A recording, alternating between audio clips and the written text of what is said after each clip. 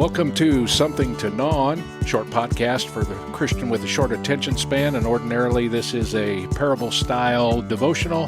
This week, we are going to break from tradition, and I've got my friend Danny Mullins back with me. You can check out the last episode we did together was two dudes who can fish but can't count. Did you bring a calculator? No. I went back over that deal. And we were trying to add up like the years between things. And I was like, dude, we are not gifted in that area. So anyhow, but no, that was a great episode. What I wanted to do for Christmas here is last week we had a little bit more of a serious episode. Mm-hmm. I love the stories, both sides of that story. If you haven't caught that, go back and check that out. But at the same time, Christmas can be kind of a tough time of the year. And for me, the way I handle tough times sometimes is I love to laugh. So I had asked a few people to maybe send some stories in, and I've got a story or two that I can break in with. And I thought that, Danny, you could help me review a few stories. Well, as a side note, I think that there might be some parables involved here. Yeah. There may be some life lessons to learn. I'm just saying. There might be. There might be. You know, it'd be funny. It'd be fun to do a story or do a series of, and I think it would blow people away if you'd go through and do Bible studies and just simply look at the sheer comedy of things in Scripture. Yeah.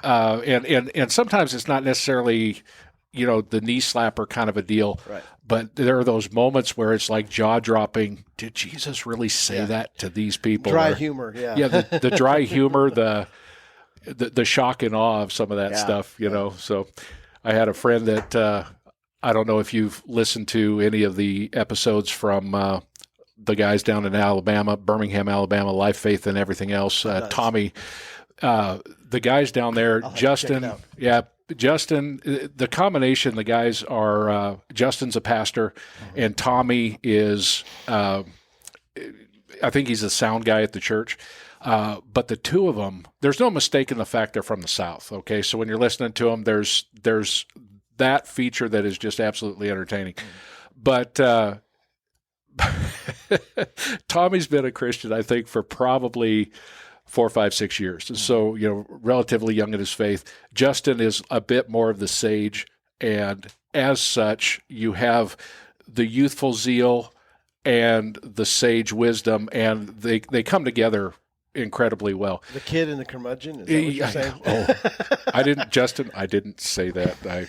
I don't know that I can edit that out, though. Anyhow, that's pretty much it. Or not. Anyhow. But you're not a curmudgeon. You're not. Yeah, you're not. He doesn't know you, but he knows you're not. Anyhow. But what cracked me up was one episode, Tommy did his own episode, and he approached it, God had spoken to this guy, and this was just straight from his heart and his time with the Lord. And yet at the same time, the humor of it was that as he's studying this, he realizes that boxers and briefs are not something that guys in New Testament times, that wasn't a conversation they had, and they didn't go to Kmart or the Target, and get that. So he has this revelation of this thing going on.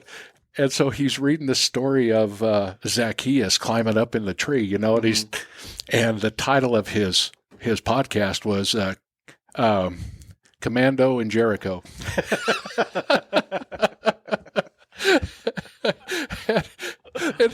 and so the humor of it, which let's roll with it. But by the same token, solid study too. So I'm editing my desire to sing a song right now. I'm just not going to. Well, I have the ability to edit it out if you let something slip. I may very well have the capacity to divinely edit that. So anyhow, so the bottom line is, for today's episode, there's a lot of stress. There's a lot of things, tensions get high and what have you. And man, you just got to laugh. You got to look at stuff sometimes. You got to step back and you just got to roll with the punches and laugh. Right, so do you have any holiday in the moment here, are there any holiday moments that you come to your mind for you? The first thing that comes to my mind is that your upbringing and my upbringing were vastly different in that you grew up in a place where there was snow and I grew up in a desert. Yeah. So the activities of your youth were different than the activities of my youth in the wintertime. So you're telling me you didn't sled down the roof of your church? No. Okay. We would usually go out and play football out in the yard because it was 80 degrees outside. We would do that. We would play football as well, but it was in the snow. Yeah, well, and it was. We didn't have that. Yeah, it was. Oh, wow. Yeah. Oh, the good old days. But so the first thing, I had a couple of people send me some stories or what have you that I just wanted to kind of read through. There's a story that I figure I'd share at the end, which is my classic Christmas fail where, and each of these has a little bit of a theme to it. We'll hold on to it till the end. Well, we will, but I will tell you that the classic theme for me is I shouldn't have said that. So there's at Christmas time there are things that you shouldn't say. I've thought about if I write another book, it'll be titled "Things I Should Not Have Said" or "I Shouldn't Have Said That." And it seems like at work. I've got a whole list of those. Oh man, yeah. And what percentage are between you and your spouse? Oh gosh. 80? 80? Yeah. But I had a whole life, 45 years before I got married, so I got all kinds of I got all kinds of damage left behind. But in the last 10 years, it's all been my wife within the last 10, but yeah, had 45 years before prior to that. Oh man. I've had some dandies at work as of late, and it's like, oh man, I can't believe I said that. Anyhow, so that's coming up towards the end. Yeah. But we're going to open it up with a story that my dad sent. Of course, my dad has written several stories up to this point that I've aired where I've just read the story and let Dad's commentary roll. I think this time we'll read through and maybe pick it apart a little bit. But so, yeah, you mentioned the difference between Midland. Odessa. Oh, yeah, Odessa. I'm sorry, I always get those two. Yeah. And Missoula, Montana. Yeah. I was thinking about this because the setting in Dad's story here deals with the church that I grew up in. And the auditorium, just to give you a little bit of a picture of it, the auditorium, you could put 2 basketball courts side by side in. Mm-hmm. And the ceiling, would you say about 40, 50 feet? Oh, yeah, easy. Easy. And so for Christmas, I mean, doing the Christmas play or the Easter drama, it was always a big, big deal. Anyhow, it was Thursday, Friday, Saturday, Sunday, 2 weeks in a row usually. Mm-hmm. It was crazy. Anyhow. So that's a lot of time away from family. There's a lot of time interacting with other individuals there and what happens. Stressful time, too. Stressful, yeah. And then on top of that, you have some people who, let me just read this. Yeah. This is my dad writing. The church I attended always did large productions for both Christmas and Easter. One year, I was part of a quartet singing on stage near the orchestra pit. No one in the audience could see what we endured to sing our song. Jeff, one of the trumpet players, thought it would be fun to squirt us with a water pistol. Try acting like nothing's wrong with water dripping off your forehead. And all the while, you can see Jeff, but you can't do anything about it.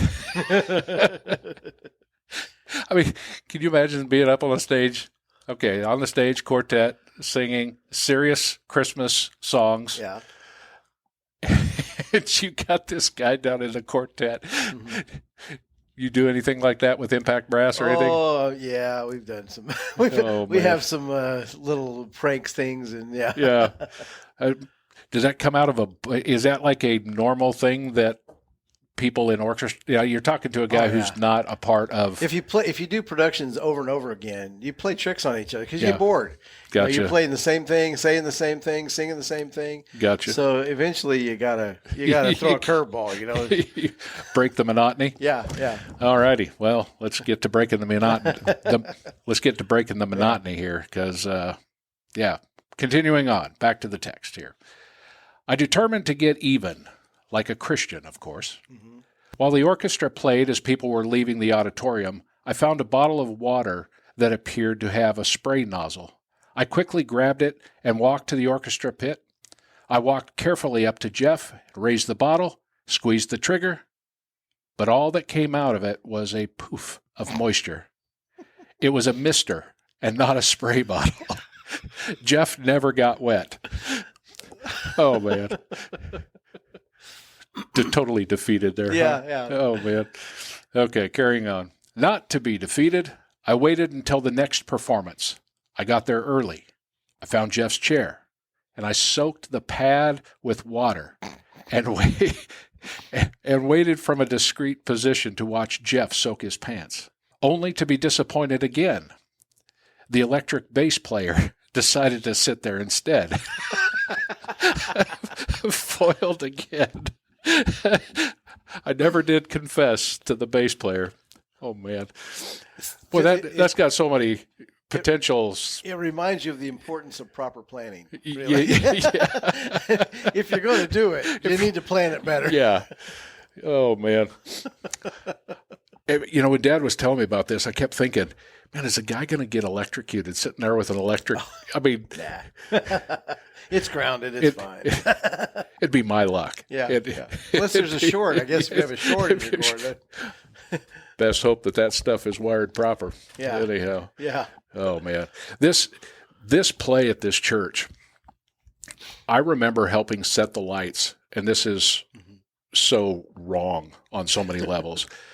But we had a scissor lift that went all the way up.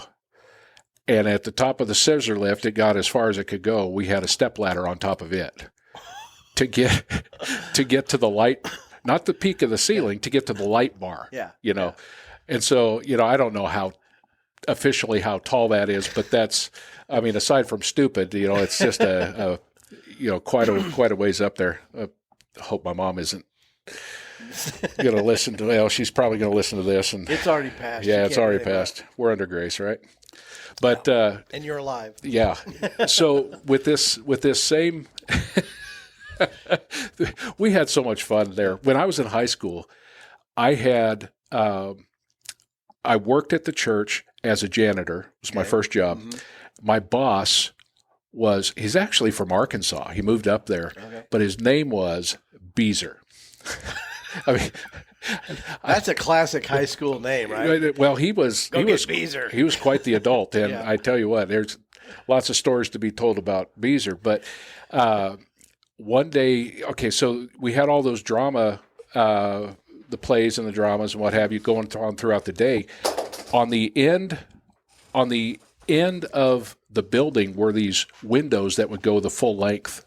All the way up to the peak and the edge of the roof, so it kind of had that triangular pattern. Well, you can't have complete darkness during the daytime hours, so we covered those with black visqueen. Right. So after the drama, those had to come off, and that was the job of, the what was the term he used? Something engineer. Housekeeping it? No, I'll come up with it. But anyhow, it was our team's responsibility to take those down. So we climb up on the roof and we go up there and we pull these, and they're probably 15 to 18 inches wide, pieces of visqueen. We pop these off of there. And the particular day we do this that I'm thinking of, it had snowed and the snow had blown sideways. And so one side of the roof had like 8 inches of snow, and the other side of the roof had like an inch at best. And we got up there, and I don't know whose idea it was, but you got Beezer and then his 2 kids and me and a guy named Travis. So you got these 4 kids. We're up there going. How old were you? I was probably sophomore, junior year of high school. Okay. So what, 16, 17?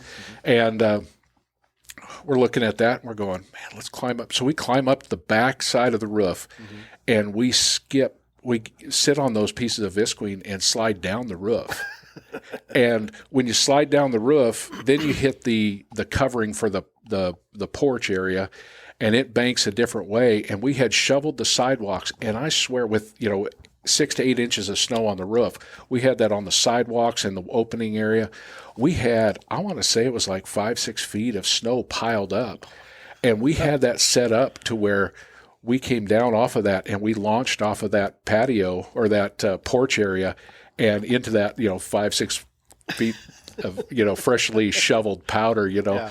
And was it still powder, or did it get a little? no, it was. We had shoveled it earlier that day, Okay. the day that we did that, and I don't know if anybody else ever did that. But what was funny about it too was you would walk back through. So you'd slide down, and instead of walking around the building, we'd walk straight back through the building. But you'd be walking under, and somebody else would be sliding down. And as they'd slide down, they would skip across the roofing shingles, and it, so you'd hear this noise of just somebody skipping down, even though they're still on the snow pack or what have you there. But those become very visceral memories. You hear it. Yeah, and anyhow, good times in good old Missoula, Montana. Yeah. Those guys used to do some jokes, with each other, and the guy who sat in that chair, it cracked me up because I think we need to protect to some degree the innocent involved in this, but he was the guy that we went to a 4th of July party or 4th of July fireworks show, and somebody was smoking, and there were just some off-color people and what have you. And his comment was, if this doesn't tell you what kind of guy this guy was, but his comment was, he's kind of a grizzled old fella, in some respects, but his comment was, if I had 6 months to live, I'd marry one of them girls and move to Butte, Montana. It'd be the longest 6 months of my life. Yes, it would. So, anyhow, oh man, some good memories from Montana, man. Yeah. Did you ever get to play in the snow? In the rare occasions when it would snow in Odessa, it would be a kind of an all or nothing. So to us, a big snow would be like 6 to 8 inches would be like, that would debilitate the city for, a day, 24 hours, because by the end of that 24 hours, it had melted. But for that 24 hours, the city would have shut down. Yeah. It would be more likely that we would have a cold rain that would turn to ice. Yeah. Because the desert does get cold. It just doesn't snow or rain. Yeah. But so if we had like a winter storm and where there was ice, it would freeze the whole city up. And so oddly, people had ice skates. I don't know why or how, but we had ice skates, and they'd go skate out on the street just across the hill. Wow. It was the weirdest thing. My brother would skate across town, and come back and talk about all the exploits of whatever he did, But you're like, what on earth? How does this happen? And then literally 24 hours later, we're back to just wet ground. Soggy ground. Yeah. We just never had, I don't remember ever having a white Christmas. Yeah. The only thing the closest I came to a white Christmas might have been that that there might have been one year that there was a dusting for a half a second, and then by lunch we were playing football. It would heat back up, and we're good. I have some friends from high school that every Christmas, probably the last 5 years, I can't attest to whether or not they still meet up, but one of them, their parents live on the golf course there, and they would get together and play under the lights on the golf course, play football in the snow, and that was. And the last time I heard him talk about it, I think 2 guys ended up in the hospital. Was there? It was, and it's like this badge of honor. How many guys got hurt? And if you got hurt at that football game, that was their. You almost want to come in like the flag, drum, and corps with the bandages on your head. We did it. The badge of honor. Yeah. There's got to be some kind of a award for that. Yeah. Oh man. The closest I think after that was in college during Thanksgiving. During that holiday, I went with a friend to Des Moines, Iowa, and they had like a big blizzard. So there's like 35 inches of snow fell overnight. Yeah. And I'd seen lots of snow. I skied every summer. I skied every winter in Colorado and New Mexico. So I was familiar with snow, but I'd never been present while it all fell at one time and just, kind of locked everything up. I remember going out in the guy's front yard and diving in it like it was a swimming pool and trying to swim in the snow, making so I was acting like I'd never seen it before, but that was the closest I got to big snow. Yeah. Oh man. In Montana, there was now I'm sure there's a million names for things, but the phrase that came up for these guys that when I first moved to Montana was the term for it is hooky bobbing. You ever been hooky bobbing? I have not. Now, I don't know what the other names for hooky bobbing are, and I don't know how that name came about. It sounds like there might be a bit of a story behind it, but at this point in time, I don't know what that is. Yeah. But in the same manner in which your brother would skate across town, the idea was to grab the back of a truck or the back of a bumper. And I've done that. Yeah. You were hooky bobbing and you didn't even know it. That's right. Like I said, I have no idea where the name came from. But when I did that, I had a friend named Brandon, and he had this car. You remember the Ford Tempo? Uh-huh. The Mercury version of it was a Topaz. Yeah. And he had one of those, a two-door, the sport model. Right. Yeah. Anyhow, the sport model with a luggage rack on the back. Oh, nice. And the luggage rack provided quite the handle to go hooky bobbing. So we went out one time, and I had these pair of shoes that had these real hard soles on them, which was perfect. Mm-hmm. So we go cruising. Well, little did I realize that we were going to hit dry patches in that. However, I will say, when you hit a dry patch going fast enough, if your weight is properly distributed, you can make it. But if not, you may be hanging off the back end of that car. There might be issues. There might be issues, yes. You might have your own badge of honor for that one. So, oh, man. Oh, I love Montana. I love the, one other story that came to mind the other day as I was thinking about this. So at the core of this part of the episode, just been batting around the drama, the play, the show at Christmas. Right. So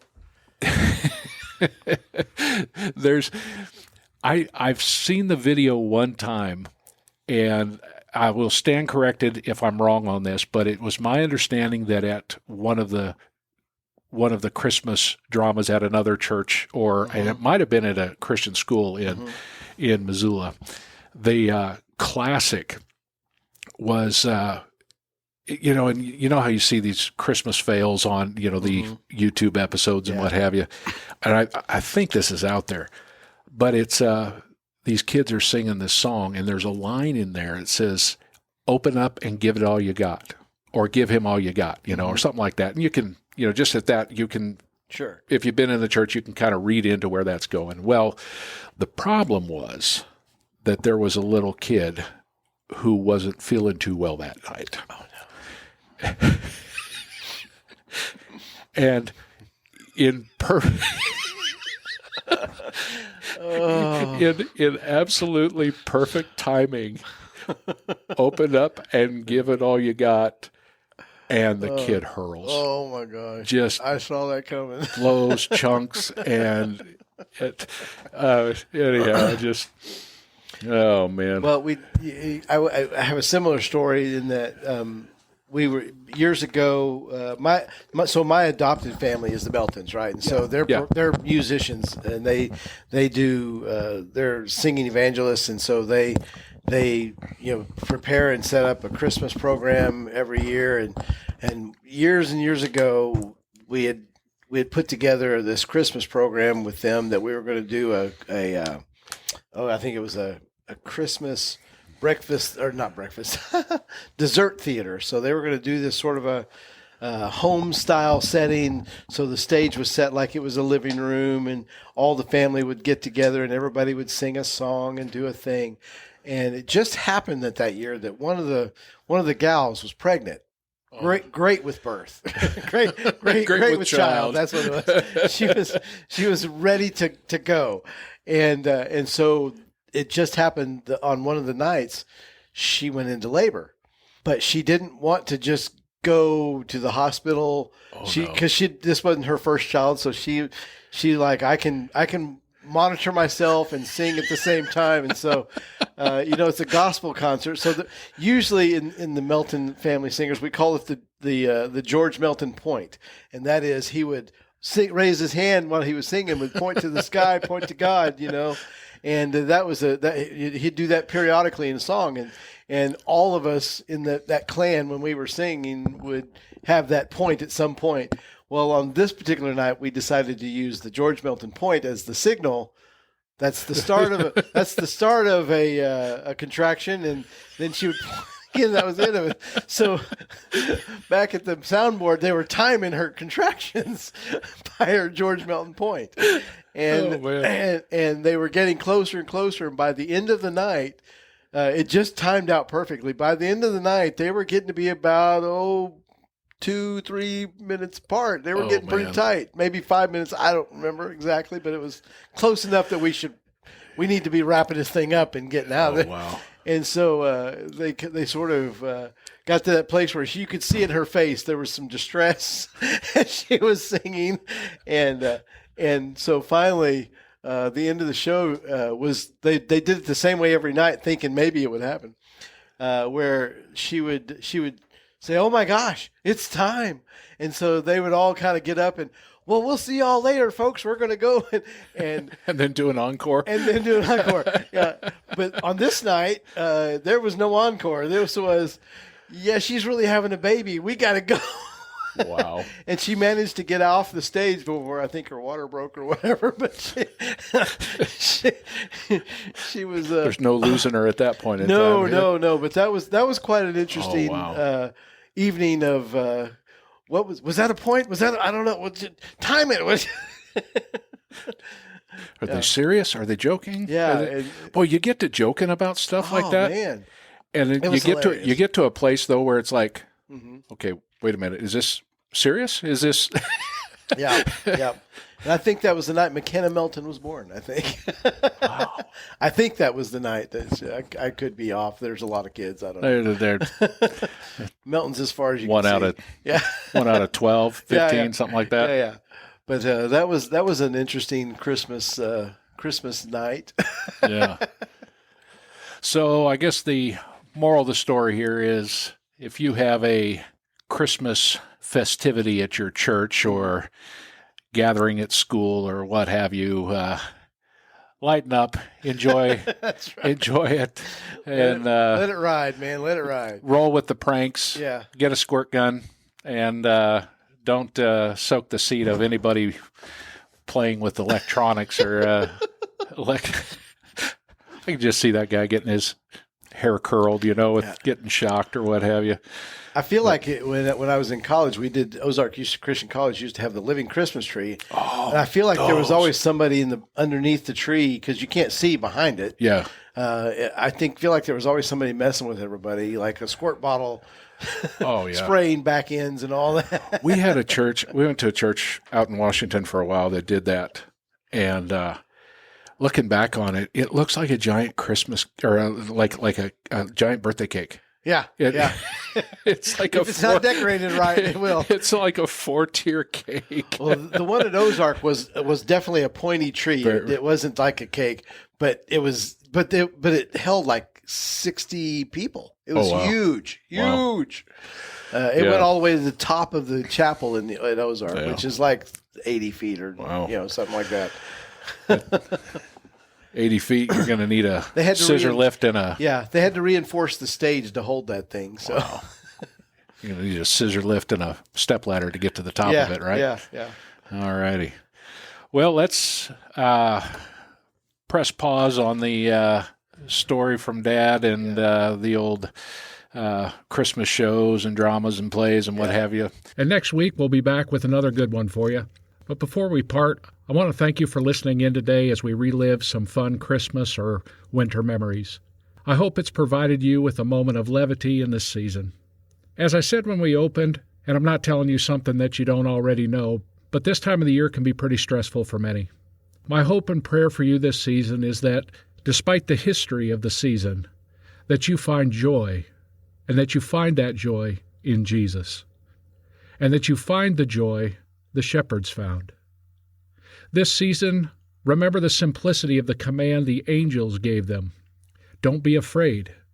I bring you good news that will bring great joy to all people. You can find that in Luke 2. And it's interesting to note that after our last episode on Nehemiah, you find the same type of phraseology from Nehemiah and the Levites. First, Nehemiah 8:10 says, quote, "Don't be dejected and sad, for the joy of the Lord is your strength."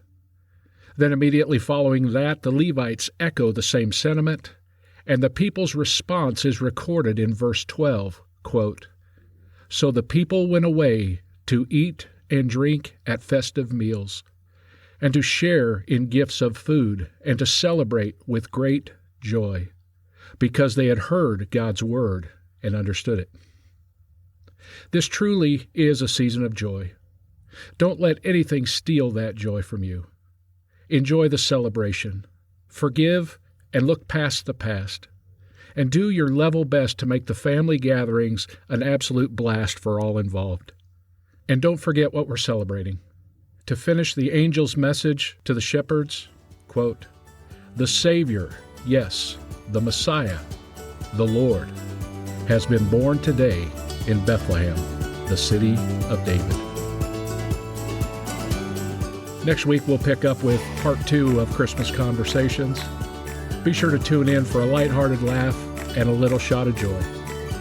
And before I sign off, I want to take a moment to say thank you to a good friend of mine, Daniel Moore. He has a podcast called Connecting the Gap, and he's solely responsible for providing the studio for this recording.